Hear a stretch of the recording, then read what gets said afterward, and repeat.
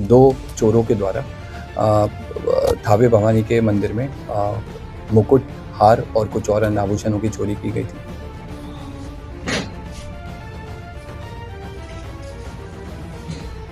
हम लोगों ने कल इटवा पुल से गिरफ्तारी की है और इसने अपने अपराध को स्वीकार किया है।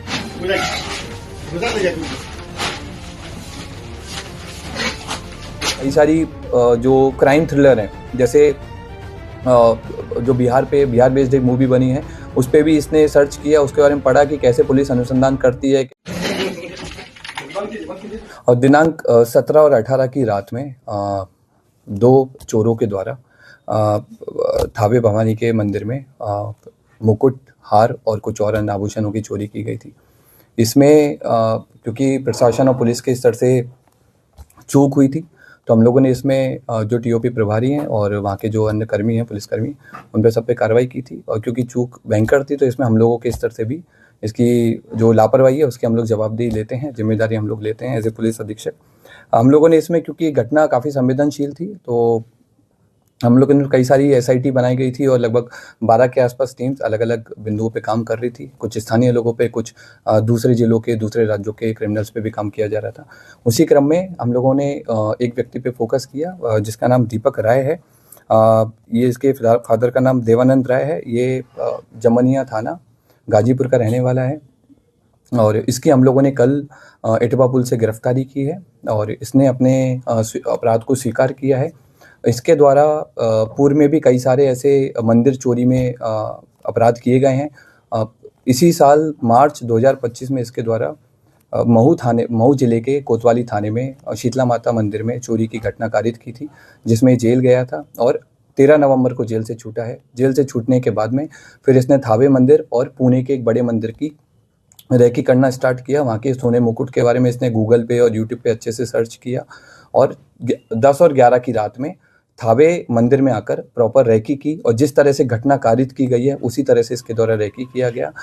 मंदिर के पीछे जो अंडर कंस्ट्रक्शन बिल्डिंग है उसमें चढ़ करके इसने देखा कि कैसे आना है, कैसे जाना है और किस तरह से पूरा प्लान करना है। ये उसने उस दिन पूरा स्ट्रेटजी बनाई और 17 तारीख की शाम को 5 बजे अपने घर से चलकर यहाँ पर थावे मंदिर में 11:45 के आसपास जिस तरह से रेकी की गई थी उसी तरह से इसके द्वारा घटना को कारित किया गया। कारित करने के बाद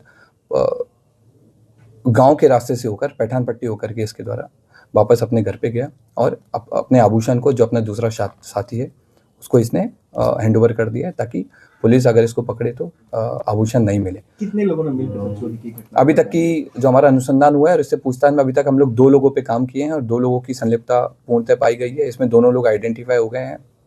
एक व्यक्ति दीपक राय की गिरफ्तारी हुई है। उसके पास से हमको घटना में, जो उस दिन घटना हुई थी, उस वाला कटर हमने बरामद किया है। जो कपड़े पहने हुए थे वो बरामद किए हैं। फ़ोन बरामद किया है जिसमें उसके द्वारा थावे मंदिर के बारे में सर्च किया गया है और घटना कारित होने के बाद में भी उसने सोने की डिटेल PI 916 के बारे में पूरा उसने पढ़ा है।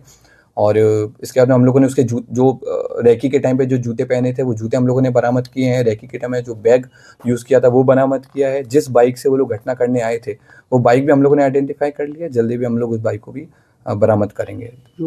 को अंजाम दिया था, क्या ये पेशेवर था, क्या किसी मूवी से प्रेरित था, या फिर इसे कैसे पता चल पाई कि मंदिर में यहाँ हार है? ये पेशेवर क्रिमिनल है और इसका हम लोगों ने जब हिस्ट्री देखा है, इसका जब हमने जिस तरह के गूगल सर्चेज किया है तो उससे स्पष्ट हुआ है कि इसके द्वारा लगातार इसने जेल से छूटने के बाद भी, इवन जेल में रहने के दौरान भी इसने कई सारे मंदिर्स के बारे में डिटेल प्राप्त की है। जेल से छूटने के बाद में कई सारे बड़े बड़े मंदिर्स के सोने के मुकुट के बारे में इसने सर्च किया है और क्योंकि थावे मंदिर इसके घर से काफ़ी पास था तो इसलिए इसने इस घटना को कारित किया है। इसने कई सारी जो क्राइम थ्रिलर हैं, जैसे जो बिहार बेस्ड एक मूवी बनी है, उस पे भी इसने सर्च किया, उसके बारे में पढ़ा कि कैसे पुलिस अनुसंधान करती है, कैसे पुलिस अपराधी तक पहुंचती है, कांड का उद्भेदन करती है, ताकि उन सारे तरीकों से बच करके इसके द्वारा उन सारे तरीकों को यूज़ करके पकड़े जाने से बचा जा सके। क्या तो उस दिन मोबाइल भी लेकर पहुंचा था? नहीं, उस दिन ये मोबाइल नहीं लेके आया था। इवन जिस दिन रेकी करने आया था उस दिन भी इसने इंश्योर किया था कि इसका कोई भी डिजिटल फुटप्रिंट थावे या फिर गोपालगंज में नहीं रहे, ताकि अगर पुलिस कल को अनुसंधान करे या फिर कोर्ट में आगे ट्रायल हो तो इसको ऊपर कोई ऐसा प्रूफ नहीं मिले कि ये यहाँ पर मौजूद। कितने केसेस में सर ये वांछित रहा है? अभी तक के रिकॉर्ड के हिसाब से हमको इसके ऊपर 5 केसेस मिले हैं, जिनमें बनारस में इसने बाइक चोरी की है, महू में इसने मंदिर चोरी की है, और भी हमें लोकल सोर्सेज से पता लगा है कि पूर्व में भी कई सारे मंदिरों में चोरी कर चुका है, लेकिन वो अभी तक उद्भेदन नहीं हो पाए थे, इसलिए इसका नाम नहीं आया है। जमनिया थाना, जो इसका स्थानीय थाना है, वहाँ पर भी इसके द्वारा घटना चोरी कार्य। की दैनिक बिहार खबर को यूट्यूब पर सब्सक्राइब करें और बेल आइकॉन दबाना ना भूलें। साथ ही हमारे फेसबुक पेज को फॉलो जरूर कर लें।